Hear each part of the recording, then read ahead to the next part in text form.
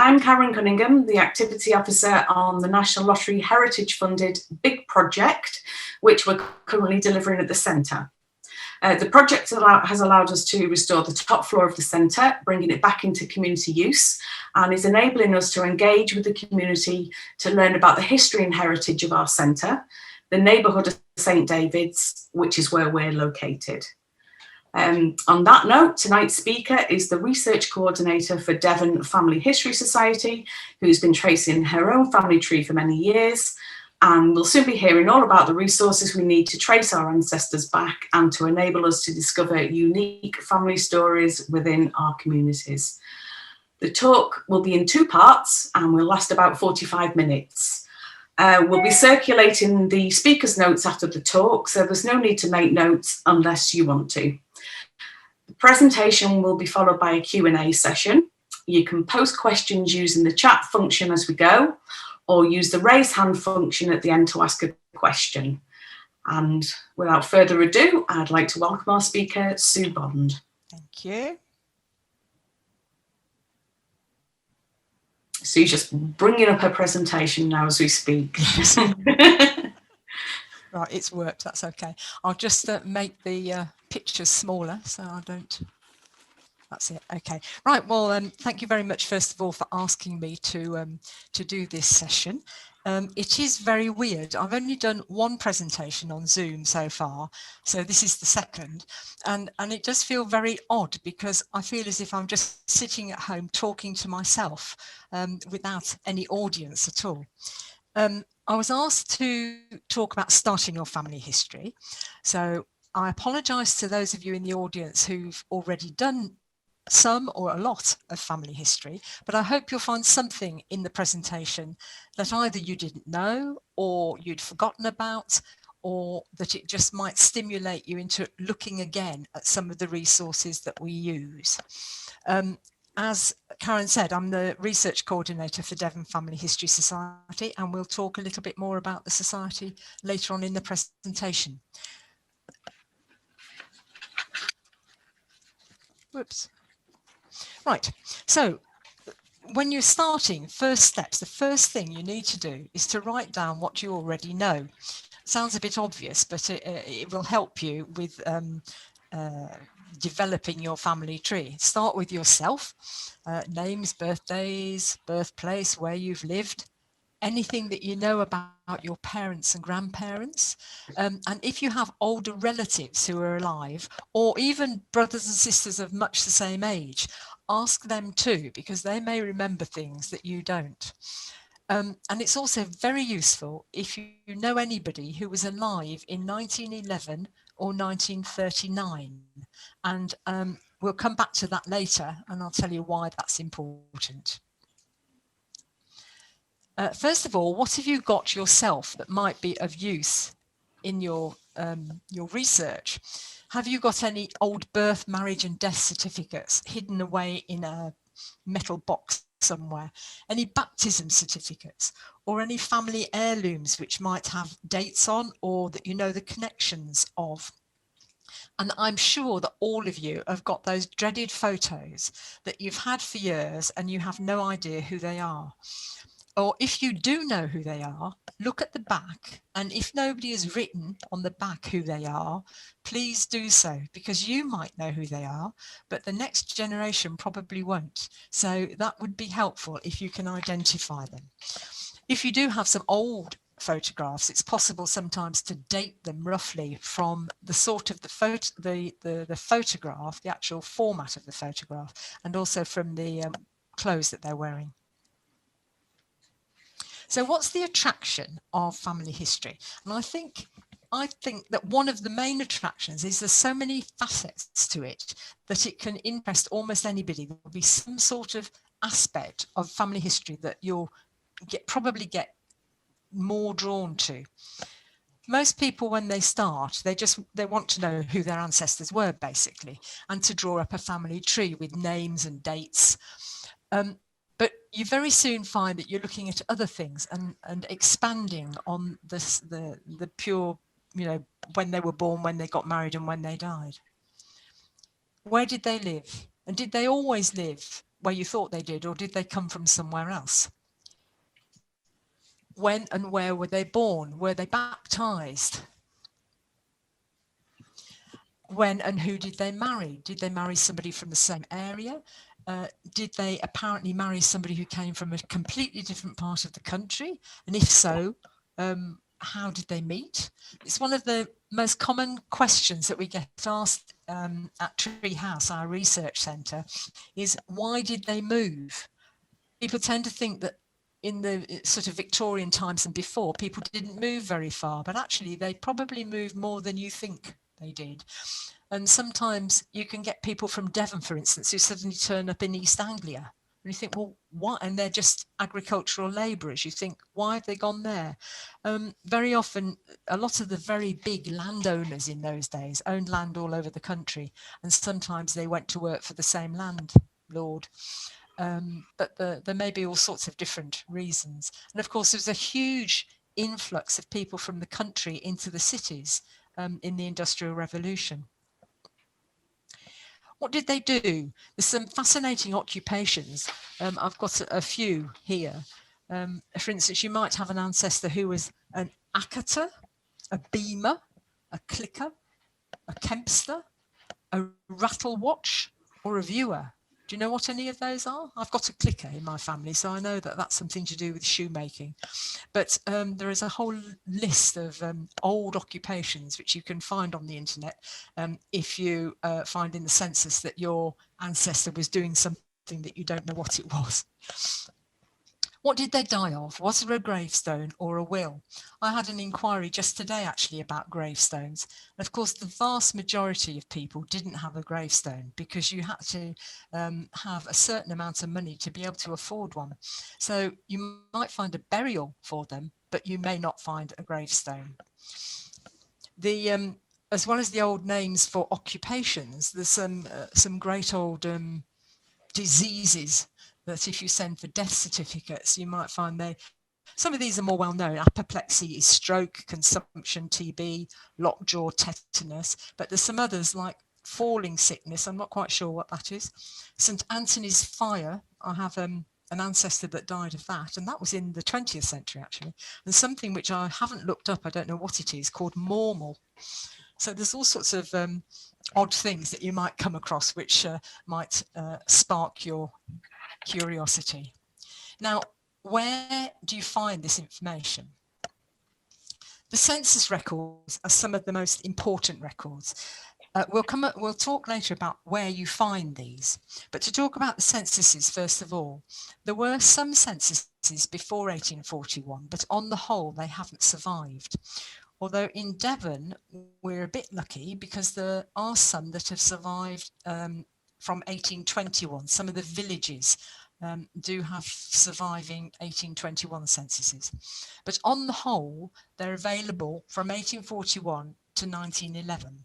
There's a 100-year rule for the release of census information. So you can do a bit of mathematics, and there's going to be great anticipation in the family history community on the 2nd of January next year, because the 1921 census will be released. The 1841 census is not quite as useful as the others are, because it doesn't tell you any relationships between people who are living in the same household. So although they might be a husband and wife, it could be a brother and sister, for instance. It does give occupations, but the ages are rounded up or rounded down, so they're not terribly accurate. Most of the children's ages are accurate, but the adults can be a bit iffy. They can be 5 years either side, really, of what their age actually is. And then it only tells you whether they were born in the county in which they're living. It'll say yes or no. It does often tell you if they were born in Scotland or Ireland, but apart from that, it's not as helpful as the later censuses are. So from 1851 onwards, it tells you the relationship of everybody in the household, what they did and where they were born, which of course is very useful. And 1911 gives you a bit more information. It tells you how long they've been married for, if it's a married couple, and how many children they've had, and how many children are alive, and how many children have died. That's very useful too, because of course a lot of things can happen in the 10 years between censuses. And so especially in the days when childhood death rates were really quite high, they might have had 2 or 3 children in that 10-year period who actually didn't survive. So the census records are very useful. Then civil registration, the indexes of birth, marriages and deaths, started in England and Wales in 1837. And you can access these indexes on free sites, which I'll talk about later. And you can send from the indexes that give you a reference number from which you can get, you can order the certificates if you want more information. The only thing to be aware of is that the birth registration wasn't compulsory until the middle of the 1870s. And I've certainly got 2 or 3 children who I know existed in my family, but their births were never registered. I think nonconformists were particularly bad at not registering their children's births. But marriage and deaths on the whole are pretty accurate. And then when you're getting, well, the whole period of time that you're looking at, especially before civil registration came in, the parish registers and other church records will give you a lot of information. But just to remember that the parish registers are baptisms and burials rather than births and deaths. Although if you're very lucky, the vicar might have written in the birth date as well as the date of the baptism. And again, we'll talk about where you find these pieces of information in a moment. Then the 1939 register, on this slide, you can see why it's good if you know somebody that was alive in 1911 or 1939. For the 1911 census, it's useful to be able to find them. And then the 1939 register was a register that was taken at the outbreak of World War II, and it was used to issue ration cards. And as long, if men had already joined up, they're not on it. But otherwise, it's the equivalent of a census. And it's actually really important because after next year, when 1921 census is released, the 1931 census was destroyed in the Blitz. There wasn't a census in 1941 because it was the middle of the war. So the next census to come out won't be until, well, it's the 1951 census, which won't be released until 2052. So there's a long wait. So the 1939 register is particularly important. And one very good thing about it is that it gives you people's exact dates of birth, which can be useful. Again, it doesn't give relationships. And when you look at it, you might think, oh, this is a bit strange, because there are a lot of crossed out lines, black lines, which are obscuring people who may potentially be alive. The register was kept up to date until I think it was about the middle of the 1970s. And as people died, their details were released. And then also when women married, they crossed out their name and put the name of their husband above it. And so that can be particularly useful too. And sometimes the date is there of the marriage as well. So that's a very useful piece of information. Maps, I particularly like maps, and there's an awful lot that they can tell you. And I'll talk about the most important sites for maps again in a moment. Now, the other thing with family history is this wider context that you can look at all different aspects of your family. If you're particularly interested in social history or local history, you can look at what was going on in the area in which they lived, for instance, and what were other people who were living in that area, what were they getting up to. As I mentioned earlier, there's occupations. You may get particularly interested in one particular occupation that your family were involved in and look to see who else was working in the same occupation, or what was the state of that sort of trade or profession at that particular time. There are people who just research a particular surname. Now, that might be a surname in this country, it might be a surname in a very small place, it might be worldwide. There are some very large surname organisations, and this is there is a guild of one name studies where these studies are registered. So you can look and see on their website if your surname is registered, and if it is, there will be somebody who is usually very helpful waiting to help you. And you can do the same thing for a place. This is a more recent aspect of family history, and there is a Society for One Place Studies, and that might be a village. There are several villages in Devon which have one place studies, which are the subject of a one place study, or it might be a street if you live in a larger city, for instance, or it might be a part of a city or a part of a town. But it's another aspect to the whole topic of family history. Usually somewhere in your family, you will find that somebody has emigrated, or they might have come to this country. It took me quite a long time to find somebody in my family, but I did eventually. And it's amazing what information you can find from many, many different countries to trace what happened to them when they left. And then it's interesting for a lot of people to find out, well, what was happening at the particular time you're looking at? What was going on in the politics in this country, or even internationally? If you're looking at a time when there was a war on, there'd be a lot of men fighting overseas, and it's sometimes interesting to look and see where they were, what they were doing, what they did when they came back. So there's all sorts of aspects that you can look at. Now, family history today has changed enormously. In the last 10 or 15 years, really since the advent of the internet, when I first started my family history, I had to go to the areas where my family lived, or to London, because, well, that was the only thing you could do. The census information was either held centrally in London or actually in the area where it was taken. So living down here, I've got absolutely no Devon ancestors whatsoever. I would have to go to the Midlands or to the Northwest to find the information. But with the advent of the internet, everything has changed. And there's a lot of interest on TV, which I'm sure you've probably seen. There's Who Do You Think You Are? There's Long Lost Family, I think, has just started a new series. There's The Air Hunters. There's all sorts, which has stimulated people's interest, with the caveat that, of course, they make everything look terribly easy on the telly, and it isn't often as easy as it looks. The study of DNA is I suppose that's developed more over the last 5 or 10 years.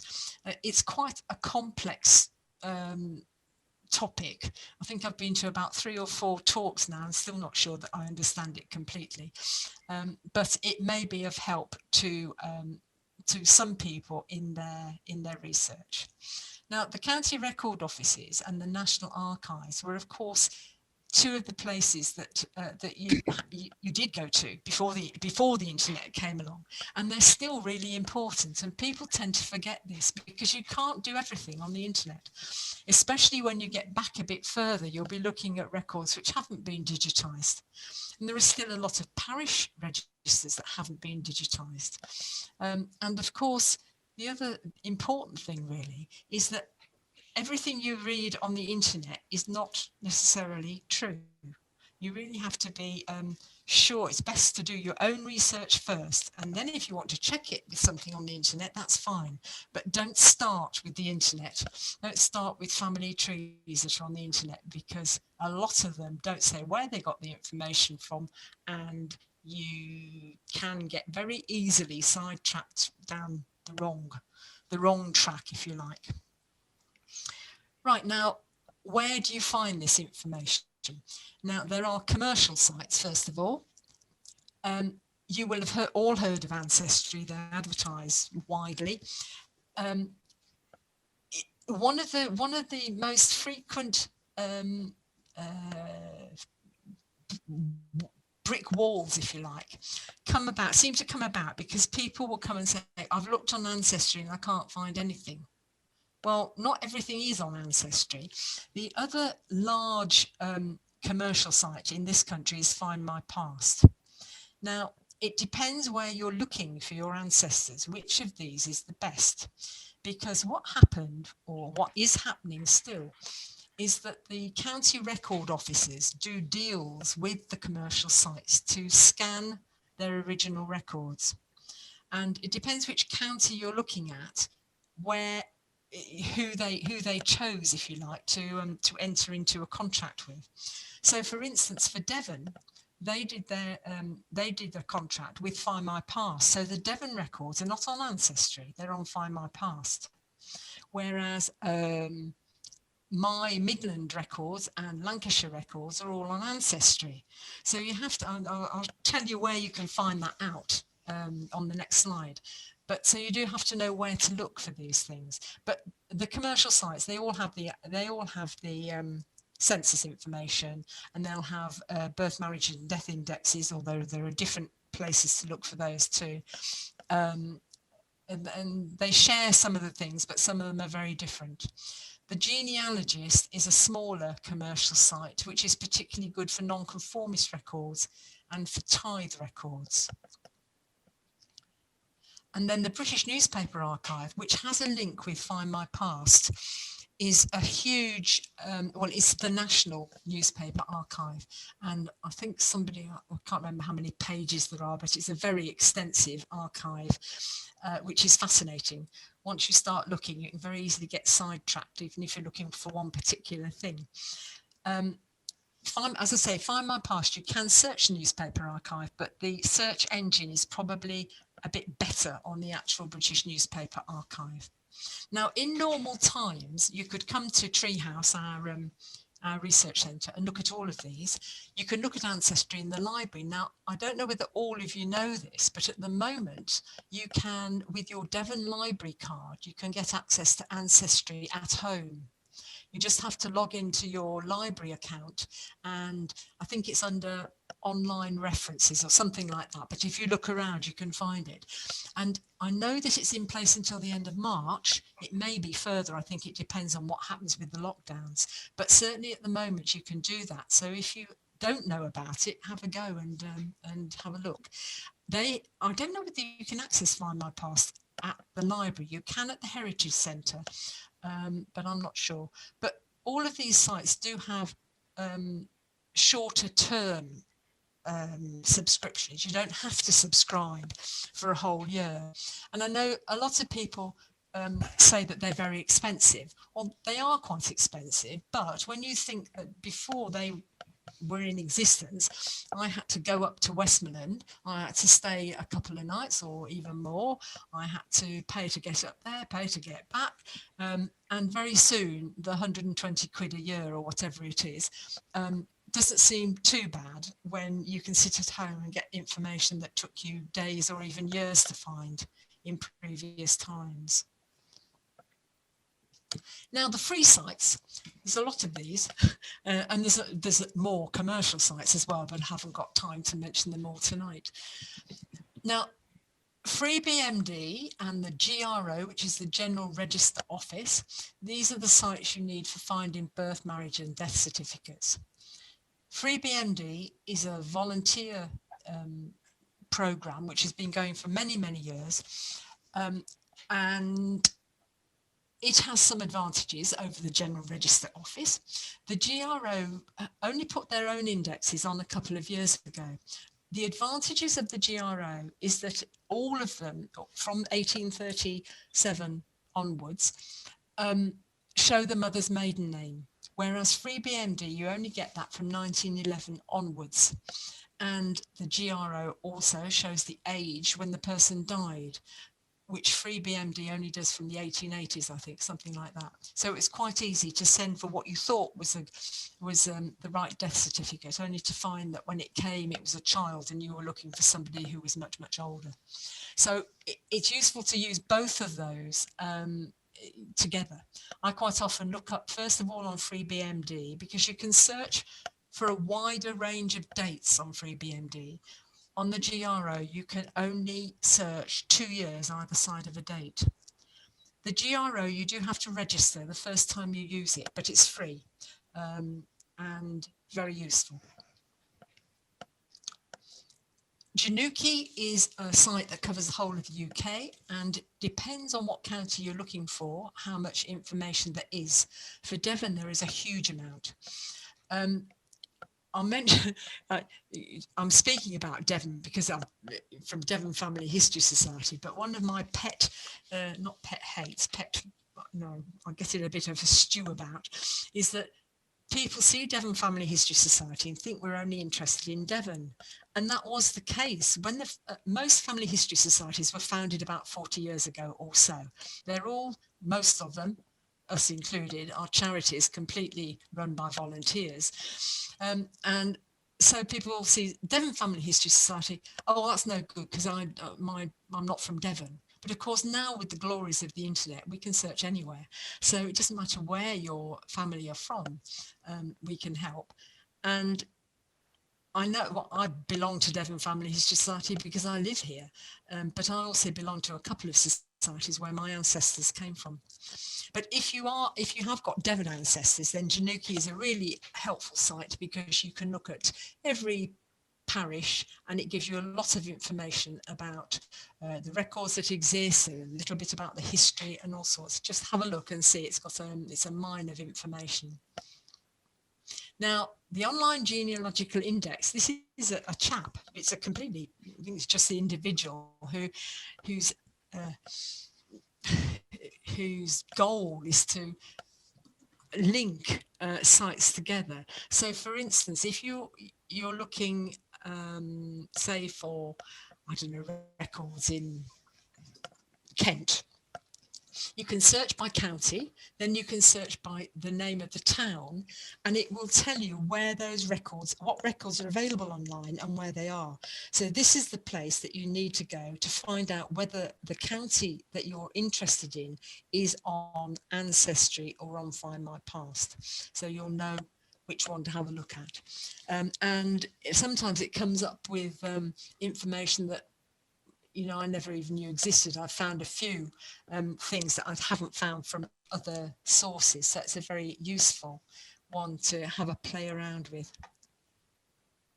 Family Search is the site of the Mormons, the Church of Latter-day Saints. Their beliefs mean that they trace their family back, and they've done an awful amount of, they're probably the prime movers in digitizing family history records. They have their huge library in Salt Lake City, and they many years ago, they filmed a lot of parish records on microfiche, and they are digitizing a lot of that now.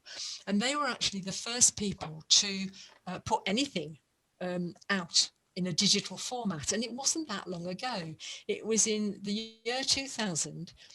They put the 1881 census indexes on CD-ROM, and that was the first time really that people could sit at home and look at things like that. There are a lot of those records. You have to go to one of their centres, one of their family history centres. The one in Exeter is in Wamford Road, or go to an affiliate library, and Treehouse is now an affiliate library for Family Search. So some of those records you can see yourself at home, the actual original records, but some you need to come either to us or go to Wamford Road or the Family History Centre wherever you're living, because I guess that some of you are not from Devon. Historical directories can be very useful, and there are lots of those online. Not always terribly easy to search. It's a bit of a fiddle sometimes, but they're there. And they are in a special collection in the University of Leicester. But if you put historical directories into Google, they will come up. I haven't put the websites on here because any of these, if you put those titles into Google, you'll find them. Historical directories can tell you, a lot of them are like the Kelly's directories with streets and people's names and trades. And what one thing that's quite interesting always is at the bottom of each little entry about a village, what horses, what carriages and tradespeople were operating along the roads, and where to and how often. So there's a lot of information in those documents. We have got some historical directories at Treehouse, not that many, but they've got a very good run at the Heritage Centre. Now, the National Library of Scotland is the place to go for maps, because it has Ordnance Survey maps of the whole country going back to the 1800s, and including 25-inch to the mile maps, and also some town plans which are even larger scale, and they include quite a lot of Devon, I was going to say villages, no, Devon towns. Exeter certainly is on there, but Exmouth, Tiverton, there's a whole, I was quite surprised when I first found them, and they can be really helpful. And if you're really clever, you can superimpose the old map on a modern map, which is quite fun to do. And Devon Heritage Centre, which of course is closed at the moment as we are, I'll talk about that in a minute, but it has got the tithe maps are online for Devon. So again, if you put tithe maps Devon into Google, it'll come up. And these were maps that were mainly surveyed in about 1840. And it was for the payment of tithes, which was the payment from the farmers, the people, to the church. And it consists of a very large scale map with every field marked and numbered. And then alongside that, there's something that's called the apportionment, which is a list of people's names, the landowners, the occupiers, the name of the place they lived, and then the numbers, the fields that they owned or that they managed on behalf of the owner. And each field, it tells you that the acreage, is it in acres, it's in perches and all sorts of old measurements, and what grew in that field. And it's amazing when you look at the modern day maps, the field boundaries have not changed that much at all. And then if there is a will, I haven't talked much about wills, it's worth looking for a will, because unlike the headstones, even people who didn't have very much sometimes made wills. So it's worth having a look at the national national calendar of wills, which the wills were all brought together in about 1850, I think it was 1853 or 56, I can't quite remember. And from that date onwards, they're all on the national calendar of wills, which is available either on Ancestry or from the probate office itself. And if any of you are thinking of sending for wills or sending for birth, marriages and death certificates, please do it through the government organisations, because if you do it through them, the GRO, you can get an electronic version of a birth, marriage or death certificate, which is fine for, it's got all the information on it, but it wouldn't be acceptable in a court of law. But that costs £7.50, I think it is. The full one, if you want the full thing, is £11. And the probate office, I still can't really believe this, because it used to be £10 to send for a will, but now you can send for an electronic version for the grand sum of £1.50. So if you want to look at any wills, I should get them soon before they put the prices up. But do it that way, because if you do it, you can order them through Find My Past or through Ancestry. But if you look at the prices, you'll see why I suggest that you use the government sites. Right, now talking a little bit about our Family History Society. Treehouse is our research centre. At the moment, obviously, we're closed, which is a great shame, but we will be open at some point in the future, and when we're allowed to, we're all ready to go. We've got all the gear in place if we still have to have some sort of COVID precautions. We're in King Street, which if you go down 4th Street on the left hand side, we're just off 4th Street. And we've got computers there. We've got, I think, 7 computers, and we've got access to all of those commercial sites. We've got a very extensive library, and the indexes relate to Devon. The library relates to a lot to Devon, but also to general history and family history. And we've also got a file on every parish, and we've got files on particular families. They're very much potluck files because they're very much information that people have given us through the years. So you might strike lucky with your family, or there might be a lot in there, or there might be not very much at all. We've actually digitized all the family files and are in the process of doing the parish files. And our friendly volunteers are there to give you help and advice if you need it. If you're a member of the Family History Society, then there's no charge. If you're not a member, you're very welcome, but you have to pay £3 for the day. If you're interested in joining the society, it's very good value, at least I think it is. It's only £16 for the year. If you want the magazine, we have a quarterly magazine. If you want it through the post, it's £16 for membership for a year, but you can choose to have it as a PDF file, and then it's only £12. And in normal times, we have 4 local groups which meet monthly in Exeter, Plymouth, Bideford and King's Kerswell. And I think we were the first Family History Society actually to start doing Zoom meetings, and we've had a lot of Zoom meetings which have been very well attended. We get about 180 people to the meeting from all over the world, and we're lucky to have a very influential chairperson at the moment who has got a lot of international links with renowned genealogists, and we've had some really interesting talks. Anybody can join them, and I'll show you where to find out about them in a moment. Then we have a quarterly journal that comes out, and I think it's very good. That is mainly Devon orientated, but there's usually something of general interest as well. Right, now this is our website, and I was going to try and show it you live, but it's a bit complicated, so I thought I'd do it like this instead. But please do go and have a look at it. It's been fairly recently updated, and I've just highlighted the things that you might find particularly useful. There's this section on the left-hand side that says free to visitors, and there's all sorts of things here. The links in particular are masses of web links to programs that might be of interest to you.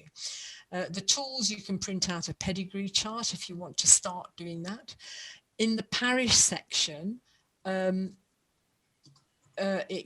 can choose which parish you want to look at, and it takes you directly to the page in the genealogical application that I was talking about earlier. And if you have any children or grandchildren or great-grandchildren who are interested in family history, and I think a lot of schools do projects now on family history, then the Acorn Club is no, you don't have to be a member or anything, you just join it, and there's lots of activities to do and things to print out. So signpost them to that if you have any youngsters who are interested. In the Treehouse tab up here, it tells you about Treehouse. When we are open, we're usually open 3 days a week, and welcome people. You don't have to book, you can just turn up. If you go to the Treehouse tab and you scroll down the page, you come to a keyword box, and you can put in either a surname or the name of a village to see what we've got in our collection, and there is quite a lot there. Then if you look at the What's On tab, that will tell you what any Zoom meetings that are coming up. There is one tomorrow, I can't remember what it's about workhouse records, I think, tomorrow. And it will tell you how to join it if you're interested. So I think that's the end of the first part of the talk, but because I'm doing this as part of our big project in St David's, I've also got a shorter presentation now to do, where I will try and swap over in a minute, particularly looking at St David's and at documents that you might be able to find. So I'll swap screens now. So there might be a little pause.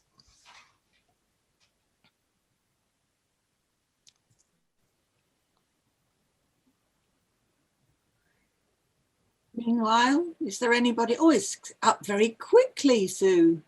Is that all right? Yeah, looks lovely. Yeah, I was going to do a sort of filler in the middle, but really quickly, lovely. Well, I'll go straight on, shall I? Yeah. Yeah, okay, fine. Right, so I just completely took at random. I had no idea what I was going to find at all. I just looked at St David's Hill, as the centre is in St David's Hill. I just looked and I thought, well, this looks like an interesting family, but I had absolutely no idea what I was going to find. So what I'm going to show you is exactly what I did, what I found.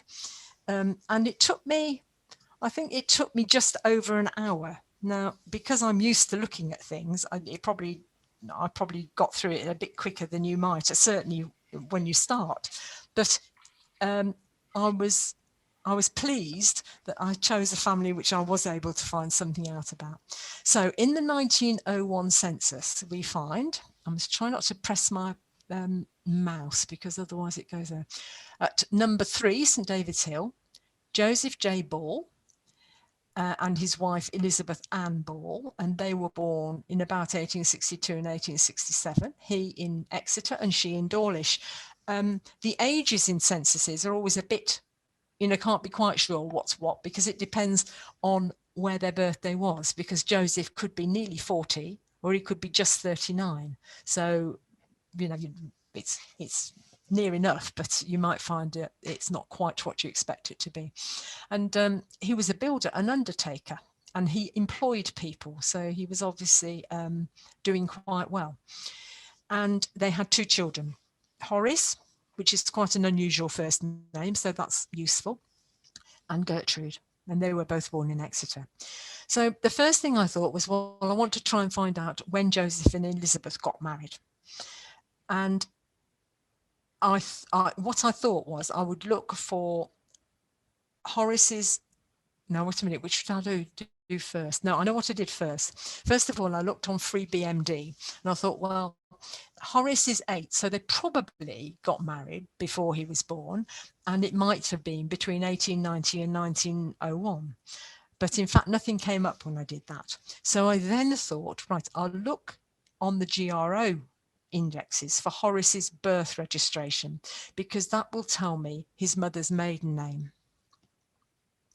So on the left here is the search page that you get on the GRO. So I was looking for a birth in about 1893, plus or minus 1 year, for Ball, Horace. I didn't put his middle initial in, didn't think that was necessary, male. And we know he was born in Exeter, so I have chosen the district of birth. Now, that's not always a good thing to do, because had he been born, let me think where, well, a bit further down and over the other side of the river, he wouldn't have been born in Exeter, because that's St Thomas area, because this is the registration district, it's not necessarily the place. So unless you're sure that they were born in a certain registration district. And St Thomas down here is a huge registration area, and it covers most places around the edge of Exeter. So it goes from Exmouth to Broadcliffe to St Thomas. So unless they were born actually in the city, it probably wasn't Exeter registration district. And then I searched, and up came Horace John Ball, his birth was registered in the March quarter of 1893, and that's relevant when we look a bit further on. And his mother's maiden name was Crook. So I now knew that I needed to look for a marriage between a Ball and a Crook.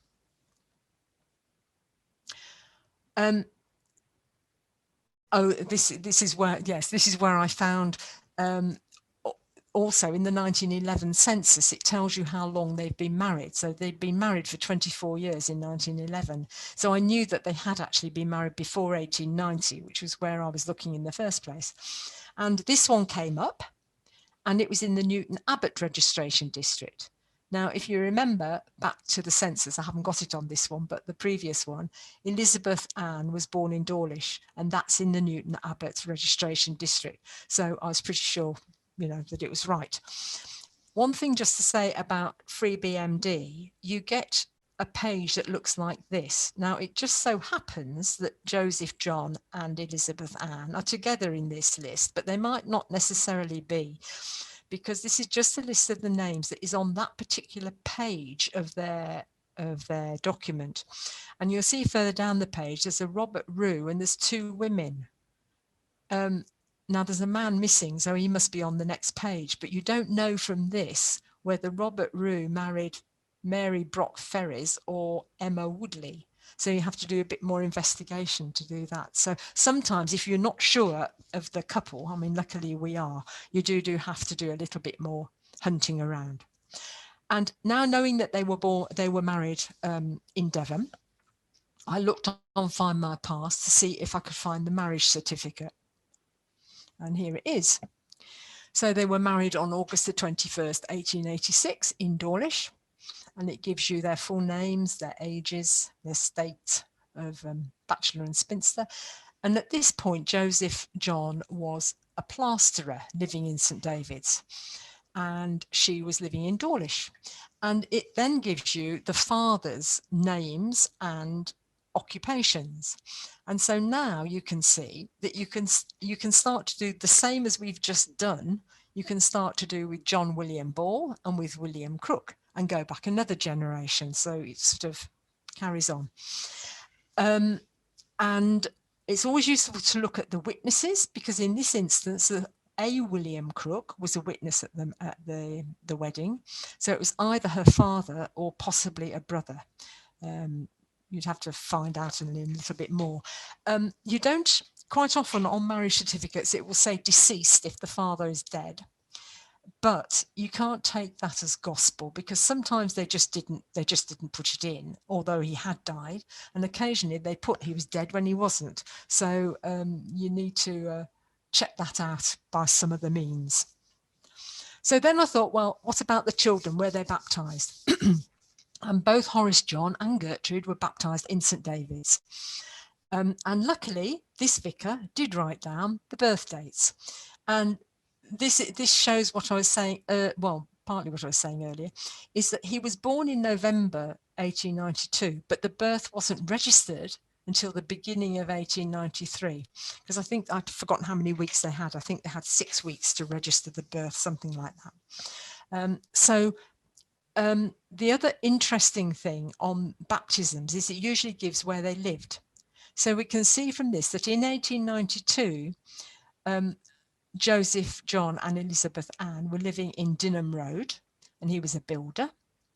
But then by 1897, they were living in St. David's Hill, and he'd become an undertaker as well. Then there are quite a lot of school records on Find My Past.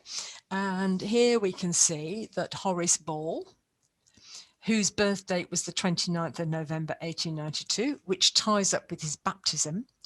And I know when I first started, I was told that for every person in your family tree, you should try and get at least 3 things which tie up with each other to be certain that you've got the right person. And so if you've only got one thing and you're not quite sure, that's not enough. You need to find something else that really confirms the relationship. And he wasn't weather exempt from religious instruction. He's not, so he's got to have that. And then this document is a very wide register, and the top one is the left-hand side of the page, and the bottom is the right-hand side of the page. And he left the Episcopal school at the end of the autumn term in 1902 and went to Heels.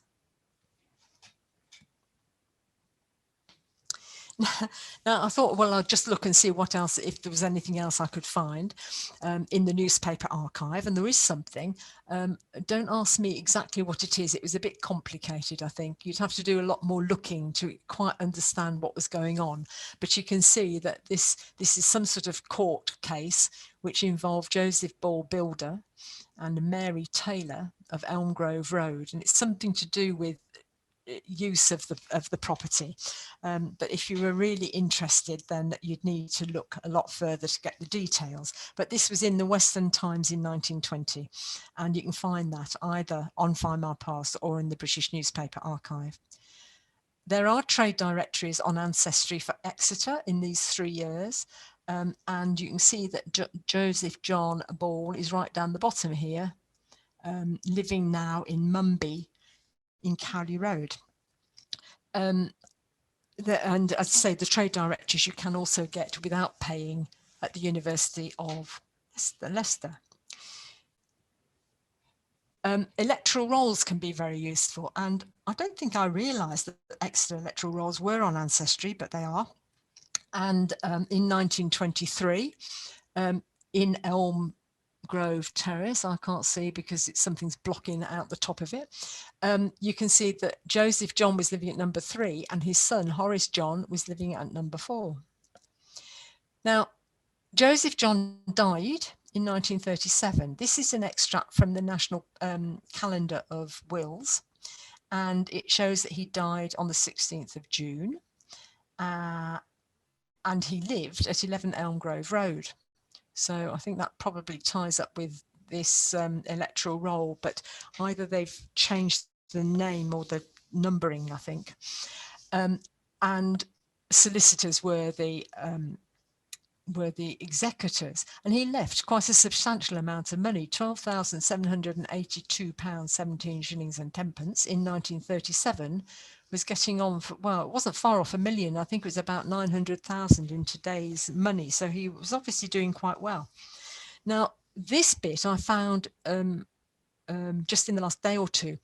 If you look at the St. David's Parish Church website, under, I think it comes under churchyard, they've got indexes of the memorial inscriptions of the gravestones that are in the churchyard. And there is a church, there is a gravestone for Joseph John Ball, who died on the 16th. I don't know what those two little figures are. They're not the age. They're something, some sort of code thing, but it doesn't say what they are. But also in the same grave is an Edith Ball. And I had actually noticed that there was quite a long gap between the marriage of Joseph and Elizabeth and the birth of Horace. And in fact, this is Edith. It was Edith Eliza, was a daughter who died when she was 2. So that was their firstborn child, but she died as a child. And so their gravestones together. Sometime I might try and find out the list has. I don't know what all these figures mean, but there is an email address to the archivist. I might try and see if I can go and find them someday. And then I thought, well, what happened to Elizabeth? And in the 1939 register, Elizabeth Ball, Elizabeth A. Ball, date of birth, the 6th of April, 1866, is a widow, and she's retired. And she's living with someone called Gertrude. So I thought, well, it's probably her daughter. And in fact, it was relatively easy in the marriage, in Free BMD in the marriages, to find that Gertrude Ball married Frederick Moore. And so she was living with her daughter and son-in-law in 1939. And she died in 1949 at 1 Norfolk Terrace, Withycombe Raleigh. I haven't found a burial for her, but I didn't spend a lot of time looking. And that gives, Gertrude is the executor, but gives Frederick's full name in the extract from the National Probate in the National Calendar of Wills, and still using the same solicitor 10 years later. And so from just a random choice of any old family, I actually managed to find out quite a lot. So it was a very nice exercise to do, and hopefully of interest, especially to the people, the community researchers who are involved in the project. And that is it. Thank you.